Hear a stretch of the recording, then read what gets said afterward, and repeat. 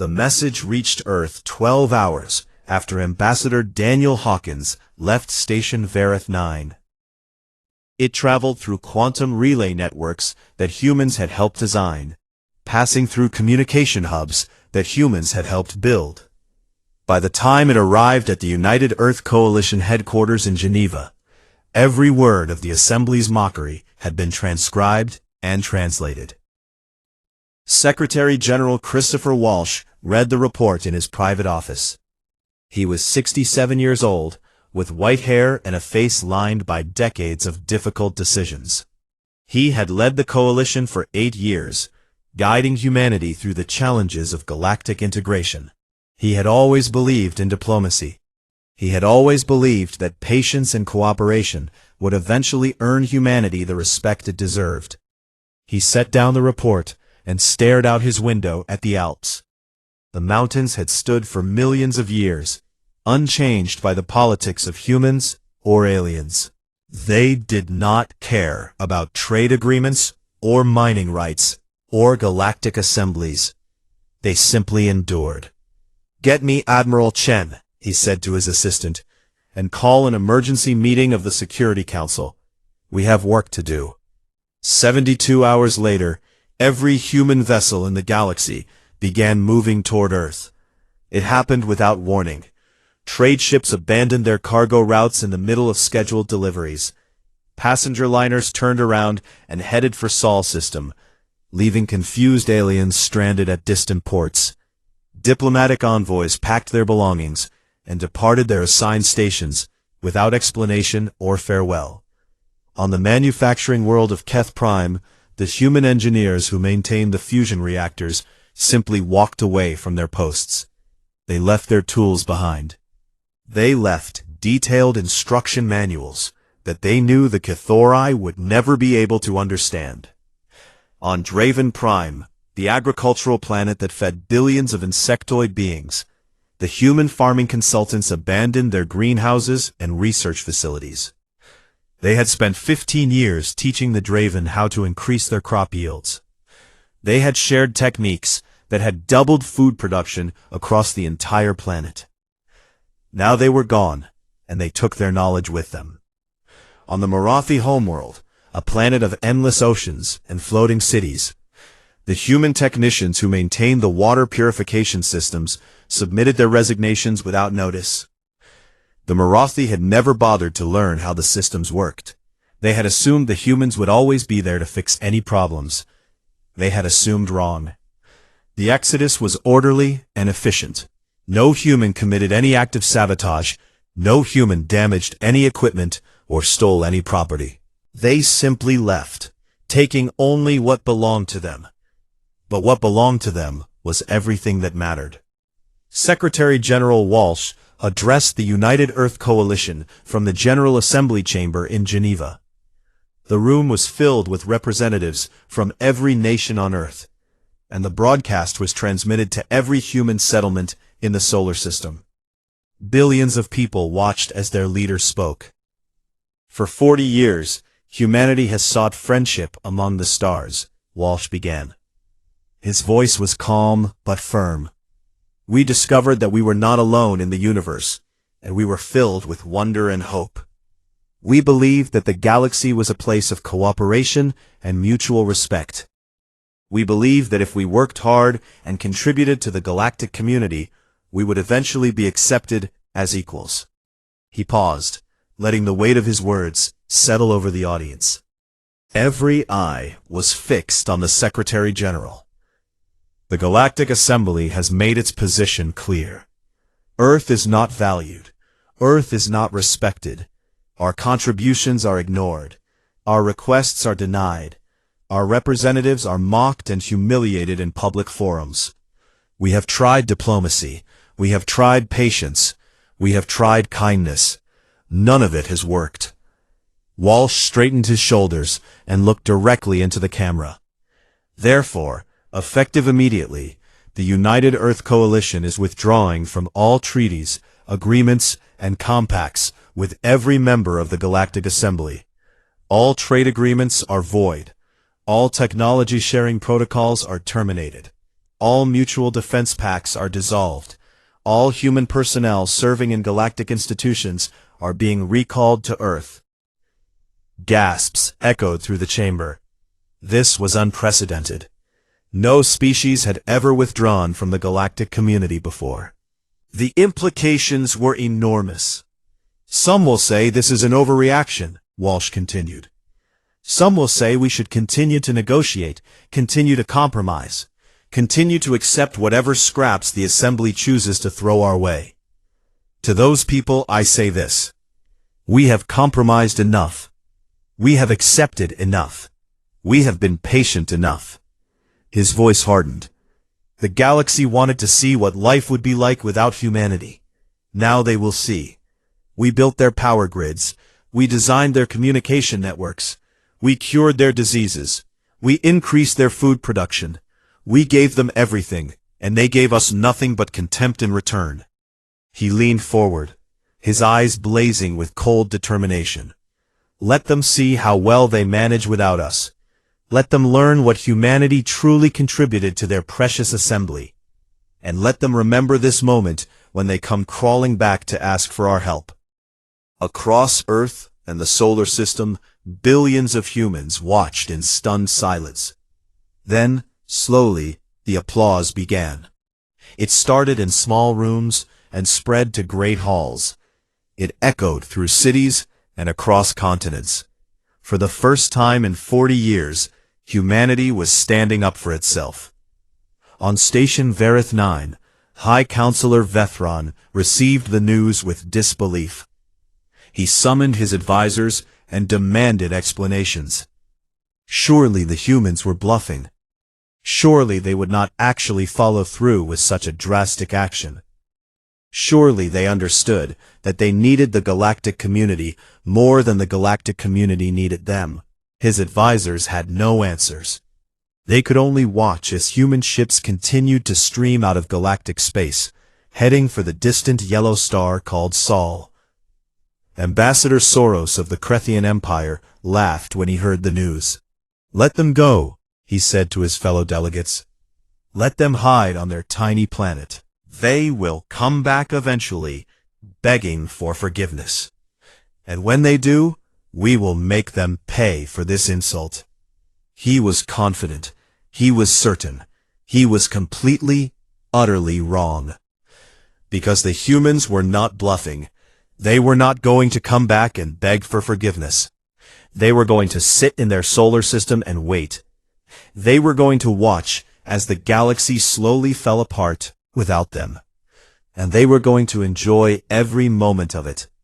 The silence from Earth stretched across the stars. No more trade ships. No more diplomatic messages. No more human engineers arriving to fix broken systems. No more human doctors offering cures for alien diseases. No more human scientists sharing their discoveries with the galactic community. Just silence. Cold, absolute silence. The galaxy had wanted to know what life would be like without humanity. The first signs of trouble appeared within a week. On the Marathi homeworld, the water purification facilities began showing error messages that no one could understand. The Marathi were an ancient species, having achieved spaceflight over 10,000 years before humans discovered fire. They had built empires that spanned dozens of star systems. They had conquered physics and chemistry and biology. But they had never bothered to learn how the human-designed water purification systems worked. Why would they? The humans had always been there to maintain the machines. The humans had always been there to fix any problems. The humans had always been eager to help, grateful for the opportunity to prove their worth to the galactic community. Now the humans were gone, and the machines were breaking down. Councillor Threen of the Marathi Federation called an emergency meeting of his government. He was a large creature, resembling a jellyfish the size of a small car, with hundreds of tentacles that flickered with bioluminescent light when he was agitated. Right now, those tentacles were burning bright red. How long until the purification systems fail completely? He demanded. His chief engineer, a younger Marathi named Soleth, trembled as she delivered her report. We estimate 3 weeks at current degradation rates, Counselor. Perhaps 4, if we reduce water consumption across all population centers. And then? Threen demanded, his voice taut. Then our oceans will become toxic again. The algae blooms will return. Billions will die. Threen's tentacles flashed with fury. Contact the humans. Offer them whatever they want. Triple their previous contract rates. Quadruple them. Solef hesitated. We have tried, Counselor. We have sent over 200 messages to Earth. None have been answered. The Morathi were not alone in their suffering. On Keth Prime, the fusion reactors that powered the entire planet began experiencing cascading failures. The Cathori had relied on these reactors for over a century, ever since human engineers had redesigned them to be 3 times more efficient than the previous model. The Cathori had celebrated this achievement as proof of their own technological superiority. They had never mentioned that humans had done all the actual work.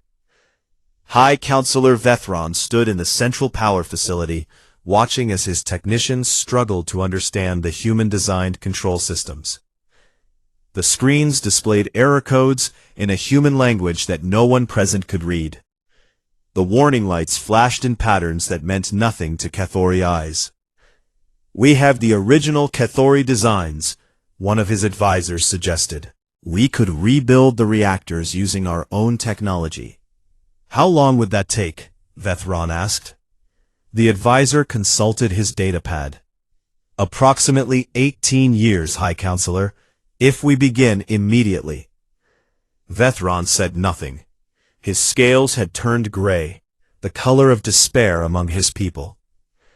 The Krethian Empire fared no better.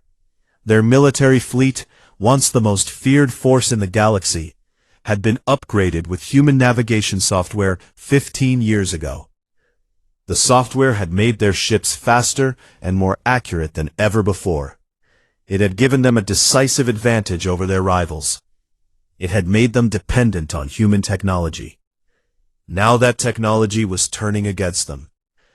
Admiral Korath, the supreme commander of the Krethian fleet, received the reports with growing horror.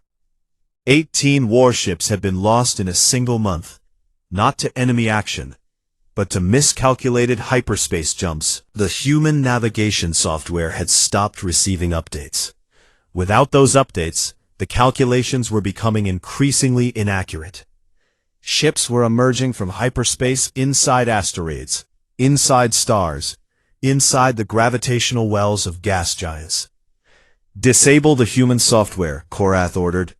Return to our original navigation systems.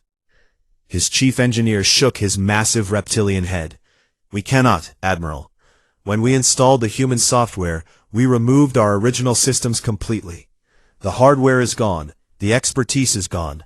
An entire generation of navigators, trained only on the human systems. Korath slammed his clawed fist against the command console, cracking the metal. Then what do you suggest we do? The engineer had no answer. On Draven Prime, the food crisis had already begun. The insectoid Draven had the fastest breeding rate of any species in the galaxy. Their population numbered in the hundreds of billions.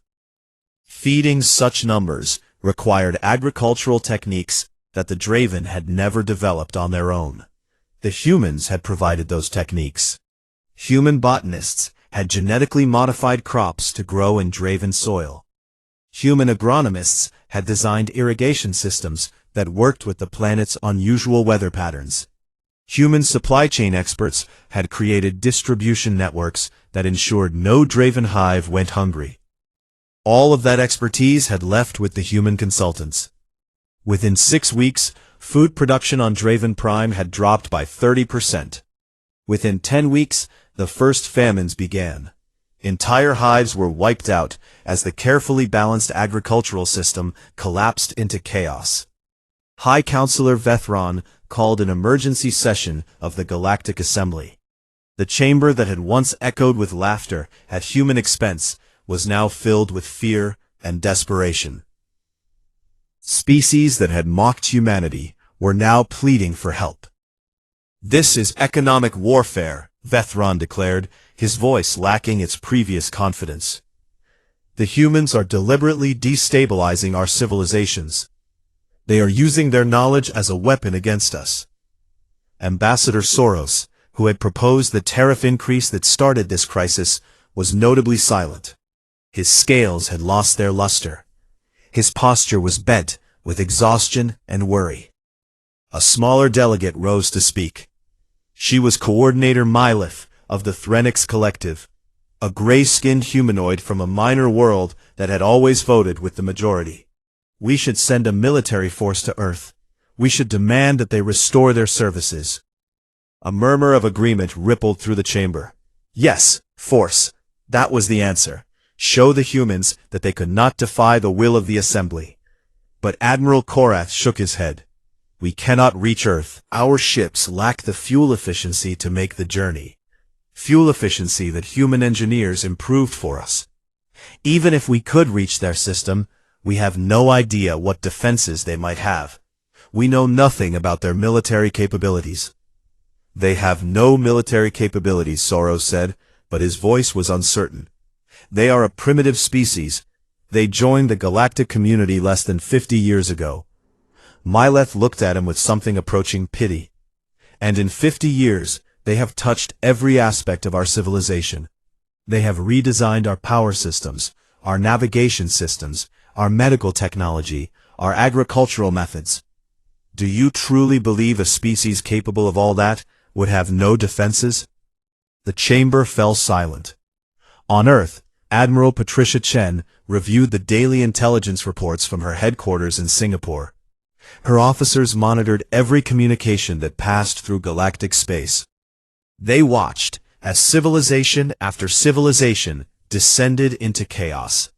They tracked the spreading famines, the failing power grids, the lost warships.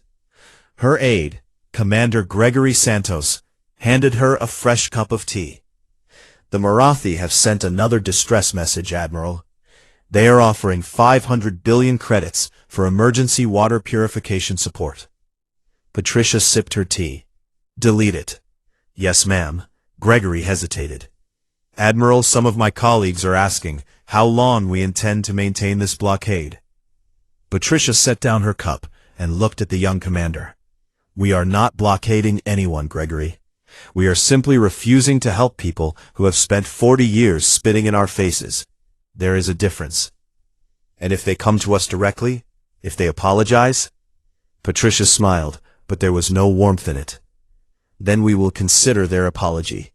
But they will learn that words are not enough. They will learn that respect is earned, not demanded.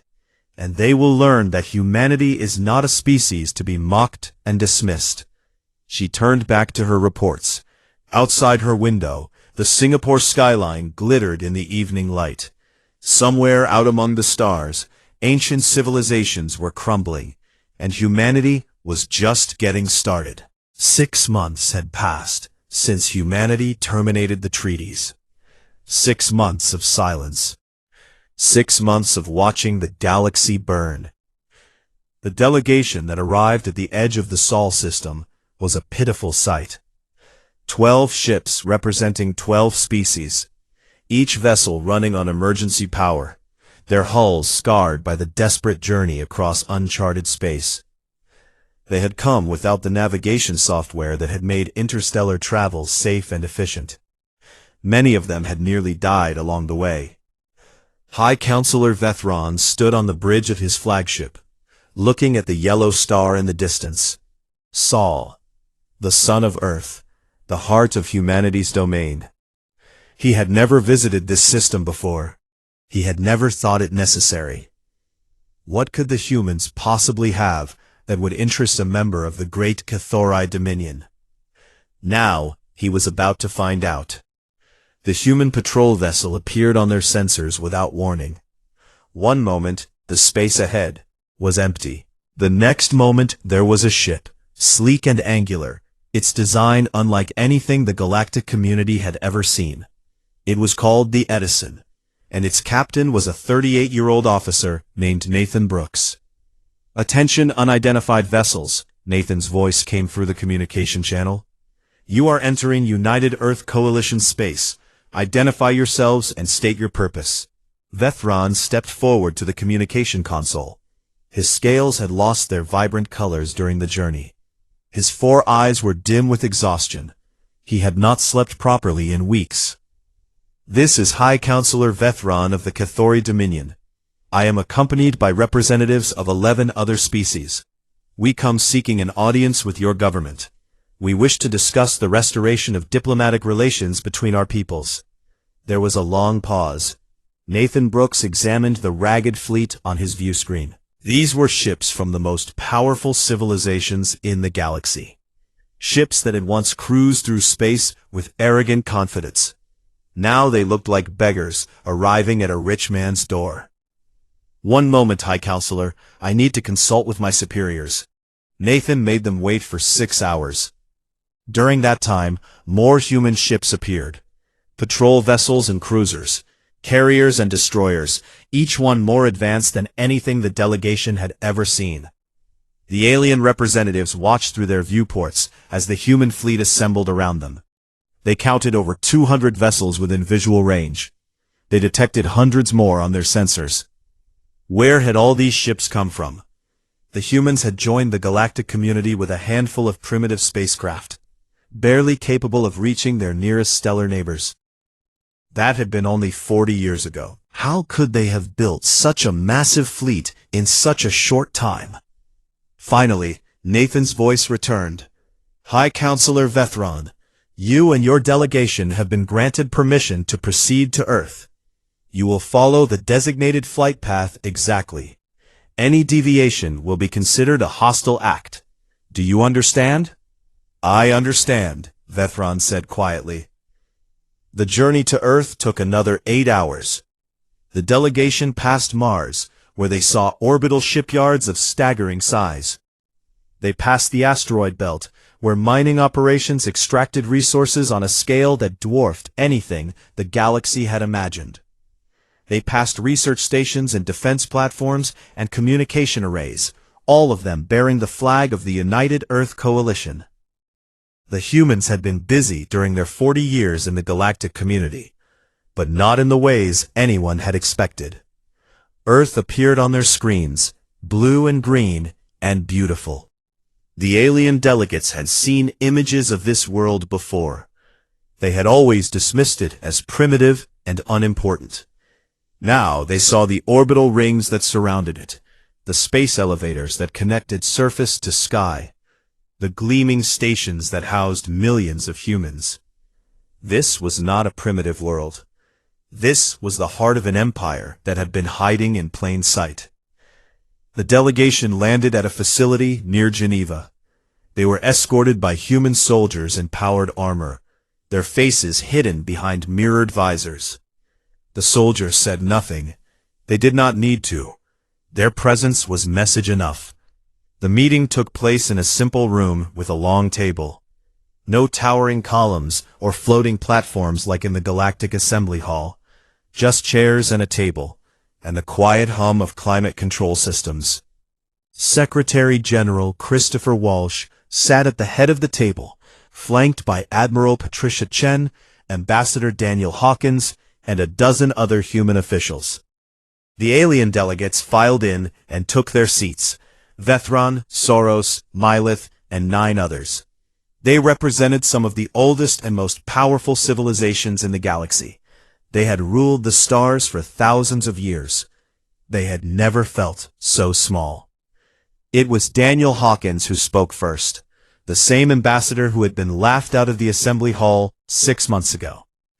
His voice was calm and even, the same voice that had thanked the assembly for its consideration on the day humanity's patience finally ended. High Counselor Vethron, Ambassador Soros, distinguished delegates, you have traveled a long way to reach us. I hope the journey was educational. Vethron had prepared a speech. He had practiced it every day during the long voyage to Earth. He had rehearsed apologies and promises, explanations and justifications. But standing in this simple room, looking into the eyes of the humans he had once mocked, The words would not come. Daniel stood and walked slowly around the table. 40 years ago, humanity reached for the stars. We discovered that we were not alone in the universe. We were excited. We were hopeful. We wanted to learn from you, to work with you, to build something greater than any of us could achieve alone.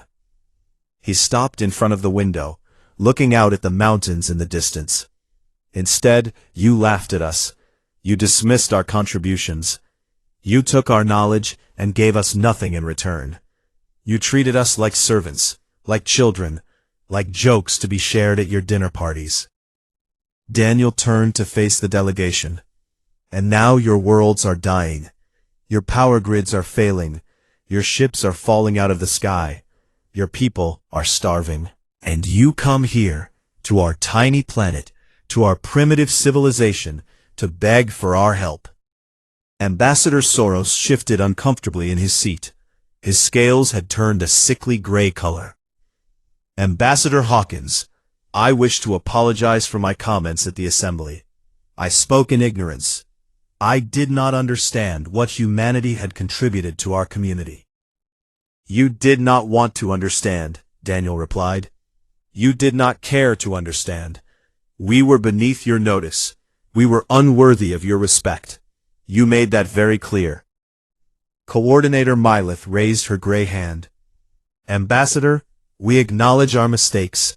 We are prepared to negotiate new agreements. We will restore all previous arrangements and offer additional compensation for the hardships caused by our thoughtlessness. Daniel looked at her for a long moment. Then he looked at Secretary General Walsh, who nodded slightly. You do not seem to understand your position, Coordinator. You are not here to offer us terms. You are here to accept ours. The old arrangements are gone forever. The old relationships are dead. If you want humanity's help, you will earn it. You will pay for it.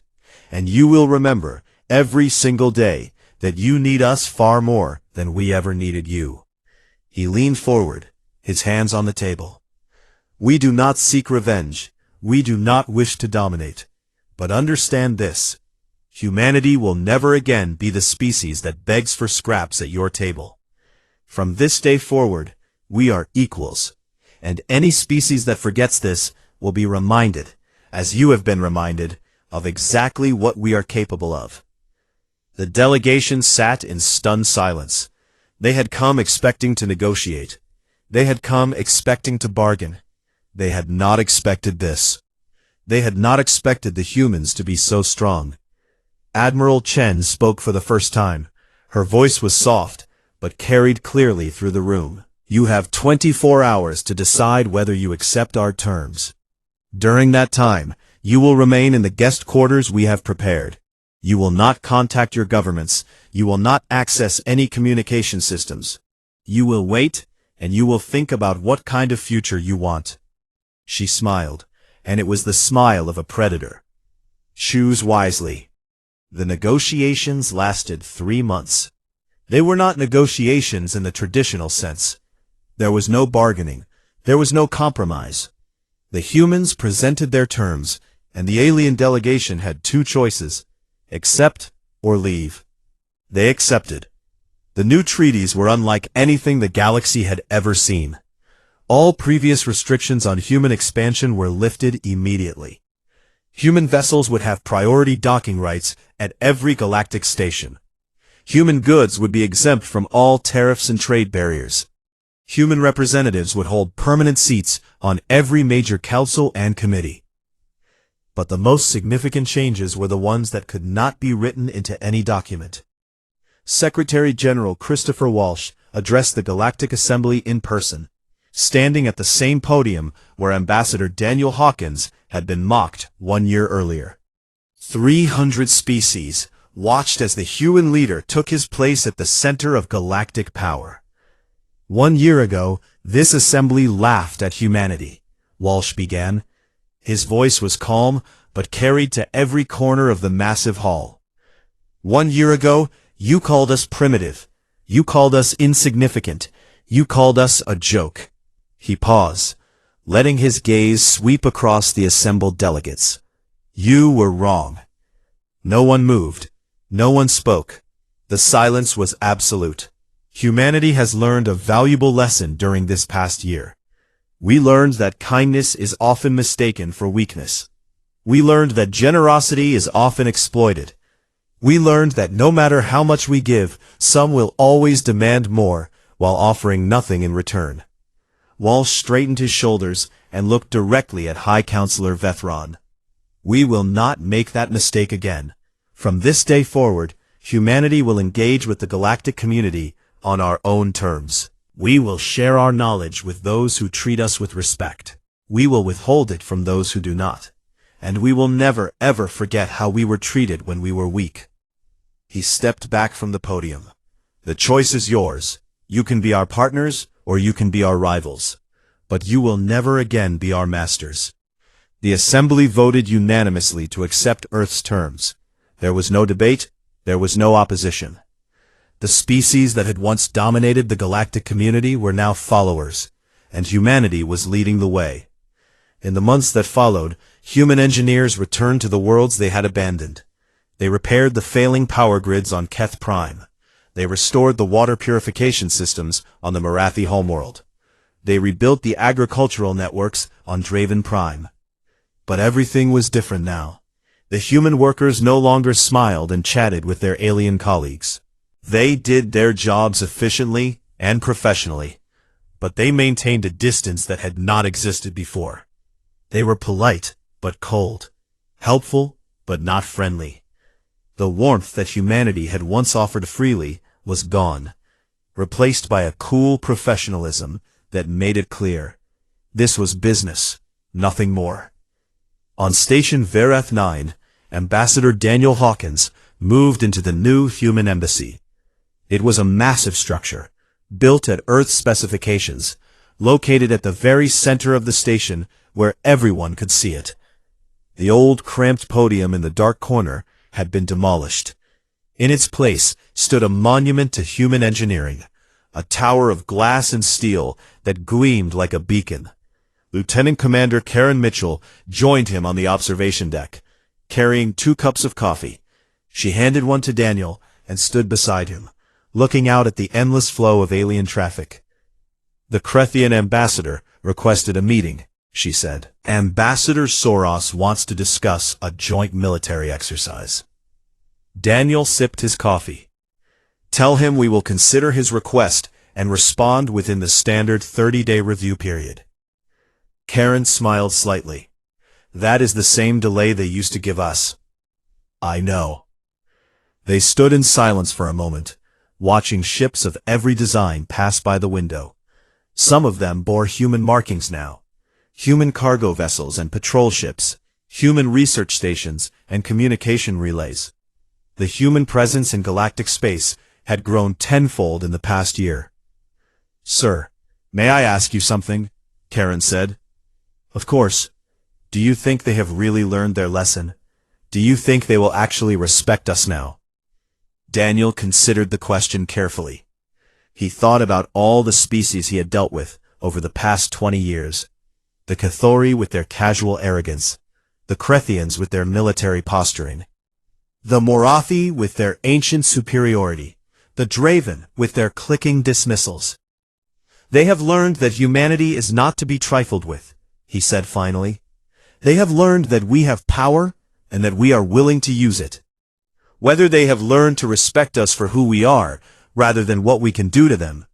He shook his head slowly. That remains to be seen. Karen nodded. And if they forget again? If they start taking us for granted? Daniel turned to look at her. His eyes were calm and steady, the same eyes that had watched without expression as the assembly laughed at humanity's requests. Then, we remind them again, as many times as necessary. Outside the window, a squadron of human warships passed by on patrol. They were vessels the galaxy had never seen before, built in secret shipyards on the far side of Mars. Their hulls were black and angular, designed to absorb sensor scans and confuse targeting systems. Their weapons were beyond anything the assembly could understand, The ships were called the Resolve class.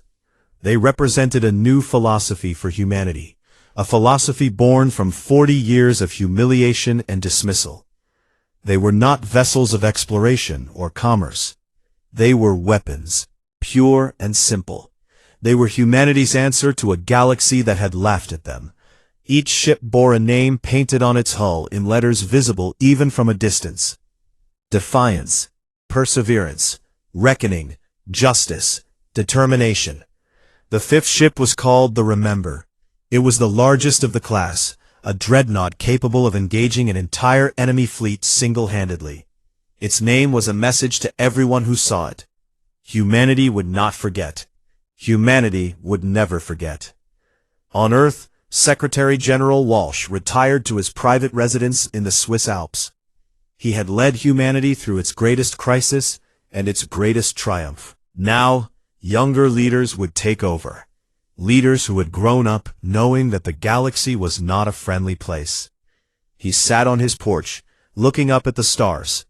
Somewhere out there, among those distant lights, the species that had mocked humanity were rebuilding their civilizations. They were learning to live in a new reality, a reality where humans were no longer the beginners, no longer the students, no longer the jokes. Walsh wondered what the next 40 years would bring. Would humanity become the thing it had hated? Would power corrupt them the way it had corrupted so many others? Would they treat the next young species to discover faster-than-light travel with the same contempt they had experienced? He hoped not. He hoped that humanity would remember the pain of being dismissed and would choose a different path. But he also knew that hope was not a strategy. The universe was a harsh place, and survival required strength. Kindness could wait. Respect had to be earned. In the darkness of space, the Resolve-class ships continued their patrol. Their crews were alert and ready, prepared for any threat. They would protect Earth and all its colonies. They would ensure that no one ever laughed at humanity again. The galaxy had learned its lesson, and humanity had learned something even more important. They had learned that sometimes the only way to be heard was to stop asking and start demanding. They had learned that the universe respected power, not kindness. They had learned that survival meant being willing to walk away from everything and everyone. And they had learned that they were capable of doing exactly that. The stars still shone as they always had, but now humanity shone among them, and the galaxy would never forget it. The Galactic Assembly Hall stretched across nearly 3 miles of Station Verath 9. It was an ancient structure, built long before humans had even discovered fire. The ceiling rose so high that clouds sometimes formed beneath it, and the walls were lined with the flags and symbols of over 300 spacefaring civilizations. Every species that had achieved faster-than-light travel earned a seat in this hall. Every species had a voice, but not every voice carried the same weight.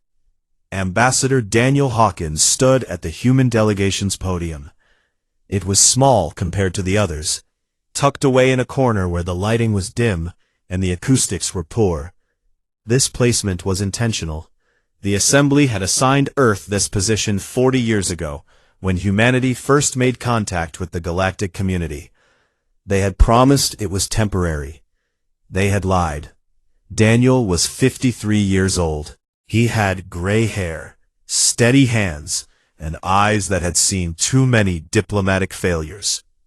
He had spent 20 years fighting for humanity's place among the stars. 20 years of polite requests and formal petitions. 20 years of watching those requests get denied, while alien delegates whispered jokes about the primitive species from the edge of the galaxy. Today was supposed to be different. Today, humanity was presenting a formal request for expanded mining rights in the outer territories. It was a reasonable request. Earth had contributed billions of credits to the development of those regions. Human engineers had designed the mining equipment. Human scientists had mapped the asteroid fields. All humanity asked for was fair access to the resources they had helped discover. High Counselor Vethron of the Ketheri Dominion rose to speak. He was a tall creature, nearly 8 feet in height, with 4 eyes arranged in a diamond pattern on his angular face. His scales shimmered with colors that indicated his mood to other Kethori. Right now, they were bright orange. Daniel had learned that orange meant amusement. "The humans request expanded mining rights," Vethron said. His voice echoed through the chamber as the translation devices converted his words into universal standard. The humans who discovered faster-than-light travel merely 40 years ago. The humans who still measure their lifespans in decades rather than centuries.